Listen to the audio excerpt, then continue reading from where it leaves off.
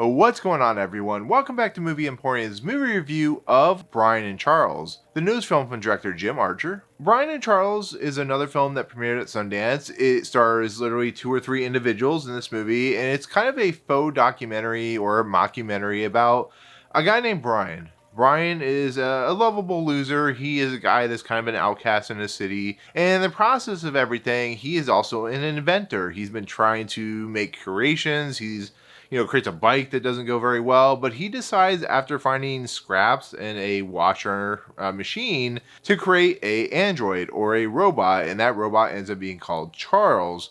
And this basic story is a very simple one. It's about a robot who basically becomes a good friend to Brian, but also because he's very innocent and very childlike, he wants to explore. He wants to go to Hawaii. He wants to go to Honolulu, which is what he calls it. There's a lot of great phrases in this movie, but it basically is a story about an individual and a robot who, because of Brian or because of Charles's kind of wonder-like abilities, starts to attract the unscrupulous people. And in the process, it's also a coming-of-age story for a robot in a lot of aspects. That's basically the storyline in a lot of respect. So this is another film that actually was at Sundance Film Festival that I missed out on. A couple people that I know actually saw this and really enjoyed it. It's one of those films that didn't get the buzz like Cha Cha Real Smooth, but I heard a lot of great things about it. And faux documentaries or mockumentaries like What We Do in the Shadows or anything of that nature are always fun because they actually do an interesting style where they're not, the people will talk to the camera, but the camera is not really the focus. It's just kind of a backdrop to the whole story. But it allows the characters to kind of break the fourth wall and talk to the audience a little bit. It's a really interesting style of filmmaking. So this is a very low budget film, so there's like only 2 or 3 main principal cast in it. But the interesting thing about this movie that I really found fascinating is the robot that is Charles. Charles has the lower portion that looks like an actual person, a man, the guy who plays the main character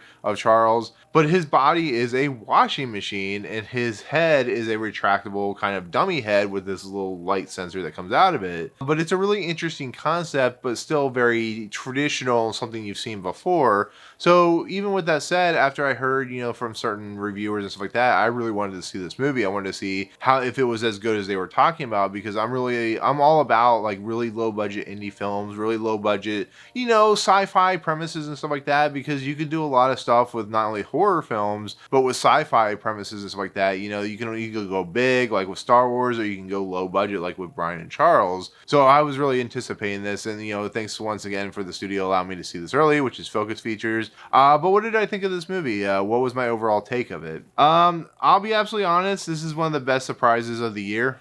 This is a movie that is fun, it's heartwarming, it's engaging, it has a little bit of sinister nature to it, but it's a movie that really wears its heart on its shoulders, and is a movie that you can tell that the director wanted to make a really cool sci-fi story, but didn't have the budget to really do it. So they just kind of went for broke, maybe loaned some money from some friends or something like that, and really took the concept to a really interesting place. The fact that the Charles has this body that is a washing machine is a really fun premise, and that's what I really liked about it. But it's a movie just about 2 characters. It's a movie about 2 friends. Even though Charles is a robot, it really feels authentic in the relationship, and the wonder-like ability that Chris Hayward, who plays Charles in this movie, really puts on display is a lot of fun. I'm assuming he was the guy in the costume. I'm assuming it wasn't very comfortable. I'm assuming he had to wear the washing machine style prop on top of his head.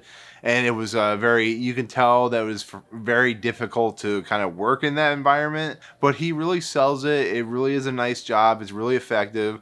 The guy who plays Brian really feels like that lovable loser who has the one woman in the city or the town where this takes place at that really is attracted to him, but there's kind of a disconnect there, which is always plays out as you can see fit. But just the overall setting, this is just a very nice sci-fi movie. It's just a very fun sci-fi movie. It's a movie with heart and beautiful cinematography, and Daniel Pemberton, who's a well-known composer, a musician, does some amazing stuff here as a composer for this film. And I'm sure he did it as a huge favor for Jim Archer, the director, but I just had so much fun with this movie. It's only 90 minutes long. It doesn't overstay its welcome. You know, it does go to a little bit tropey stuff when it comes to the evil person in the village, the bad people. They're not very nice people, but it also brings up the fact of, you know, how people are very scared of the new technology and the new ideas being presented for the future. You look at like those robots, those like really lifelike robots you see from like MIT or Boston or whatever, and you get a sense that the director and the writers and the people working on this film really wanted to show that there are a lot of people out there that are truly scared, because there is a scene in this movie that really shows that scaredness of just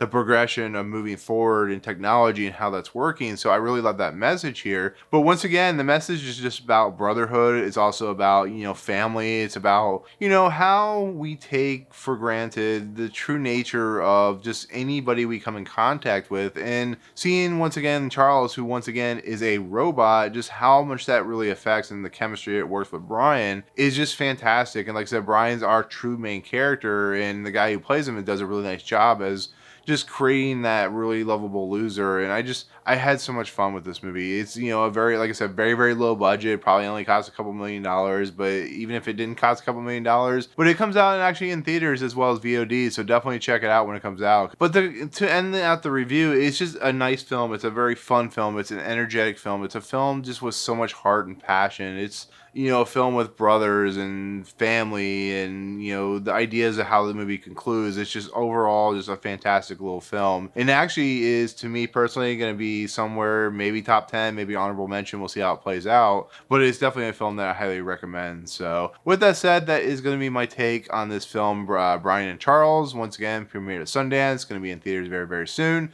Definitely recommended. So with that said, thank you so much for watching. Comments below. I'm pretty sure you haven't heard of this film before, but hopefully my gushing about this film will make you want to see it. So let me know in the comments below. Are you interested in seeing this film? Have you heard of it, or have you seen it? Let me know as well. Otherwise, if you like what you see on this channel, hit the subscribe button to join Movie Emporium. Hit that notification bell top to find what's coming next. If you like this video, awesome. Hit that like button, and as always, we'll see you guys on the next video. Peace out.